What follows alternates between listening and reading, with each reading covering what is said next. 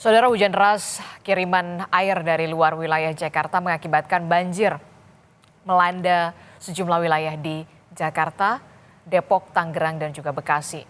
Dan prediksinya, saudara, hujan dengan intensitas tinggi masih akan terjadi hingga beberapa hari ke depan. Lalu sebenarnya bagaimana upaya yang harus dilakukan untuk mengatasi banjir dan bagaimana pula seharusnya perencanaan pembangunan sebuah wilayah ini agar siap untuk menghadapi fenomena yang saat ini terjadi.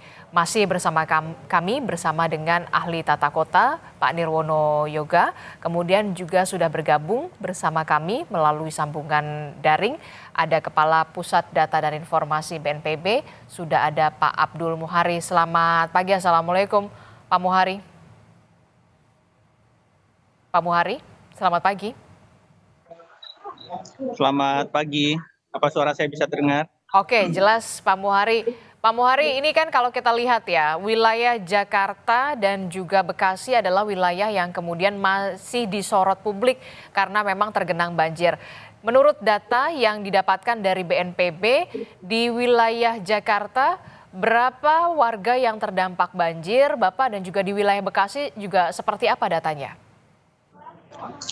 Ya, untuk di wilayah Jakarta itu data yang kami terima per tadi malam itu ada 1.300 warga yang terdampak. Kemudian di Kota Bekasi ini cukup signifikan, ada sekitar 1.800 warga terdampak. Tetapi perlu saya laporkan pagi ini sekarang posisi saya ada di Jati Asih di gudang logistik BNPB yang dijadikan tempat evakuasi bagi warga dari Perum Pondok Gede Permai yang kemarin sempat terendam hingga ketinggian muka air 3 meter. Ini Ya? sudah surut.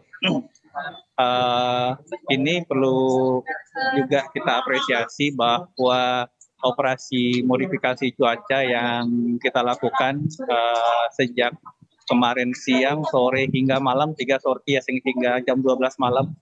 Tadi malam itu bisa cukup signifikan mengurangi debit dan intensitas hujan di hulu, sehingga secara otomatis debit yang turun ke hilir juga berkurang. Nah, karena ini banjir kiriman, kalau misalkan debit dari hulu itu berkurang, secara otomatis genangan di hilir itu juga bisa secara signifikan menurun. Ini yang terjadi pagi ini, kita memantau langsung di Pondok Gede Permai yang kemarin tadi diberitakan sempat 3,5 meter, saat ini sudah surut, Mbak Adisti. Oke, jadi dari wilayah Jakarta ini ada 1.300-an warga yang terdampak banjir, kemudian kalau di Bekasi ini angkanya lebih tinggi justru ya, ada lebih dari 1.800 warga yang terdampak banjir di Bekasi, Jawa Barat. Nah, untuk penanggulangan atau penanganan banjir, korban terdampak banjir untuk di Jakarta seperti apa? Apakah ada posko pengungsian yang kemudian difokuskan, lokasinya di mana? Untuk di Bekasi sendiri juga seperti apa, Pak Muhari? Pendistribusian bantuan seperti apa? Iya, untuk penanganan banjir yang kita lakukan setelah kita rapat koordinasi penanggulangan banjir Jabodetabek kemarin pagi, itu ada 2 hal. Karena ini masuk fase kedaruratan, tentu saja fokus kita ada hulu dan hilir. Di hilir itu adalah penanganan masyarakat terdampak. Pertama, kemarin kita memfokuskan untuk evakuasi warga yang masih berada di dalam daerah genangan banjir, khususnya yang berada di dalam kawasan di atas tinggi muka air 2 meter. Ini yang perlu kita evakuasi secepatnya, karena masuk mulai siang hari, sore hari mereka harus buka puasa dan listrik masih padam, sehingga tidak memungkinkan buat mereka untuk tinggal sepanjang malam di rumah masing-masing. Ini kita evakuasi, alhamdulillah hampir 95% warga yang berada di kawasan terdampak banjir kemarin berhasil kita evakuasi semua. Sisanya memang warga yang memilih untuk tetap bertahan di rumah masing-masing dalam konteks menjaga barang-barang dan seterusnya. Nah, kemudian fokus kedua, setelah masyarakat ini kita evakuasi, tentu saja di tempat evakuasi harus kita cukupkan kebutuhan logistik permakanan dan non permakanannya, karena akan menginap di tempat pengungsian tentu saja matras, selimut, velvet, hygiene kit, ganti pakaian dan seterusnya itu kita lengkapi. Di gudang logistik BPB itu sudah tersedia dan itu saja yang paling penting kebutuhan mereka untuk buka puasa dan sahur. Ini juga sudah tersedia. Jadi pendistribusian bantuan baik itu berupa makanan dan juga kebutuhan lainnya masih terus didistribusikan. Kita akan dengarkan dulu keterangan dari Kepala Basarnas berikut ini. Kita akan simak bersama.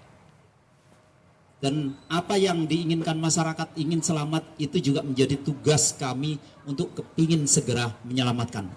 Jadi itu yang kita lakukan. Sekali lagi terima kasih atas dukungan kerja kerasnya dari seluruh potensi SAR. Kami mendapatkan laporan lebih dari 700 potensi SAR yang tergabung. Khususnya dari TNI, dari Polri, kemudian dari sampai ke relawan-relawan yang bergabung secara kesadaran mendukung apa yang dilaksanakan oleh BNPB. Kemudian untuk tugas berikutnya dari SAR sendiri atau Badan SAR sendiri, kita ingin tetap bergabung mendukung kegiatan lanjutan yang dilaksanakan oleh BNPB dalam rangka mungkin kegiatan pemulihan ataupun pembersihan. Jadi kita sifatnya mendukung. Mungkin itu yang ingin saya sampaikan. Saya ingin mengajak kepada masyarakat, ini semuanya adalah bagian dari ujian yang memang harus kita jalani. Sehingga tetap jaga semangat, kemudian untuk tetap menghadapi kehidupan ke depan lebih baik lagi. Mungkin itu yang bisa saya sampaikan. Saya akhiri. Wassalamualaikum warahmatullahi wabarakatuh. Baik, Bapak Ibu sekalian sudah mendengar ya apa-apa yang disampaikan tadi otek-otek Pak Wali, Pak Komandan Basarnas. Nah sekarang giliran Bapak Ibu sekalian, barangkali mumpung ketemu kita ada yang perlu disampaikan, insya Allah kita akan jawab. Kalaupun nggak bisa terjawab nanti pasti disampaikan kepada yang punya wewenang dan tanggung jawab menjawab. Silakan, waktu dan tempat dipersilakan. Kalau ada yang bertanya silakan Bu.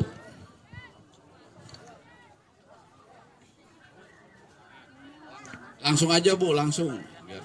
Assalamualaikum Pak, perkenalkan nama saya Ibu Sri Rahayu, RT 3 RW 8. Mohon maaf Pak sebelumnya, saya mau menanyakan kapan kiranya. Ya, baru saja kita dengarkan bersama keterangan yang disampaikan oleh Kepala Basarnas bersama dengan Kepala BNPB dan juga ada Wali Kota Bekasi. Tadi juga kita sudah mendengar bagaimana data dari BNPB terkait dengan korban terdampak banjir di Jakarta dan juga ke Bekasi, Jawa Barat. Saya ke Pak Nirwono. Pak Nirwono, ini kan kalau kita lihat ya, tidak hanya di Jakarta begitu ya, di Bekasi juga bahkan angka korban terdampak banjirnya lebih besar, lebih tinggi begitu ya. Bisa dikatakan kemarin Bekasi nyaris lumpuh di wilayah. Tidak hanya di permukimannya, tapi juga pusat perbelanjaannya juga bahkan sampai kebanjiran begitu ya. Nah ini kan seharusnya jadi momentum. Kepala daerahnya baru loh. Nah ini masalah sudah di depan mata. Apa sebenarnya yang harus segera dibenahi? Jangan sampai kemudian oke lah ini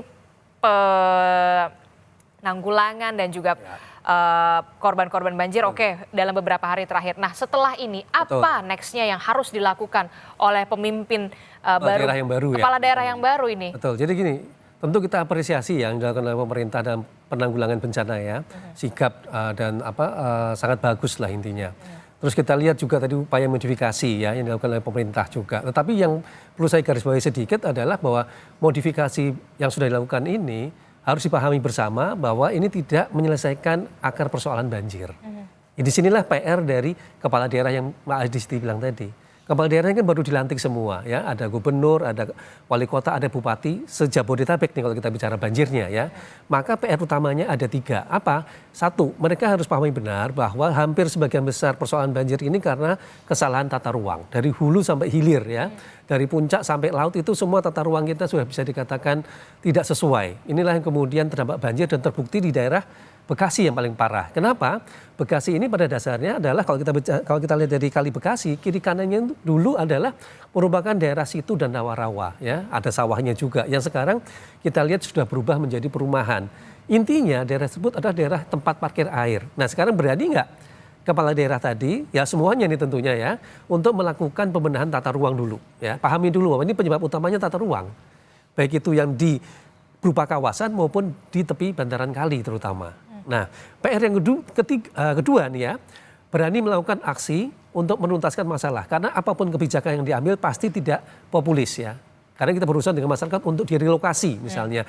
Perlu ditata ulang kawasannya. Ini kan tentu akan terjadi pro dan kontra. Tetapi jangan lupa tujuan utama kepala daerah kan adalah menyelamatkan warganya ya. Bagaimana memutus mata rantai banjir tadi. Tadi yang kita sudah bahas misalnya di Kebun Pala misalnya ada Rusunawa, kemudian bagaimana dengan di Jati Asih misalnya, Pondok Gede misalnya. Ini kan juga perlu ada keberanian kepala daerah untuk menuntaskan. Ketiga yang tidak kalah penting, mereka punya waktu 5 tahun ya. Tidak lama tapi juga tidak sebentar sebenarnya ya. Sehingga ada program target-target yang pasti untuk fokus ke pertama penataan banjir kiriman, berarti fokusnya kepada pembenahan sungai, didukung dengan daerah resapan air berupa keberadaan situ dan embung waduk ya. Kedua adalah fokus kepada pembenahan banjir lokal, artinya fokus kepada pembenahan saluran drainase ya, yang sekarang ini bisa dikatakan sudah tidak layak. Berikut juga dengan perluasan ruang terbuka hijau sebagai daerah resapan air. Dan yang ketiga, terutama untuk daerah pesisir seperti Jakarta, Tangerang, dan Bekasi bagian utara ya, suka tidak suka harus mengantisipasi terjadinya banjir rob. Oke, jadi ada tanda tanya besar berarti ya. Ini kan Bekasi wilayahnya rawa dan juga situ ya. Berarti ada alih fungsi. Betul sekali. Ya tadi saya katakan perubahan fungsi dari tata ruang. Nah sekarang berani nggak kepala daerah untuk menata kembali tata ruangnya? Tentu disesuaikan dengan kondisi, diambil win-win solutionnya.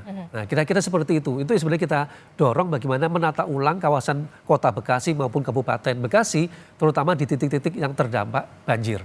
Kalau kita lihat kemarin ya Jati Asih misalnya atau Pondok Gede tadi ya, tipikalnya sama gitu. Daerahnya merupakan daerah rata yang sebenarnya tadinya adalah merupakan daerah rawa ataupun situ, tidak jauh dari kali. Dalam hal ini Kali Bekasi. Maka bisa dipastikan kalau tidak ada perubahan signifikan dalam hal menata tata ruangnya, diperkirakan tahun depan juga pasti akan terdampak banjir seperti sekarang.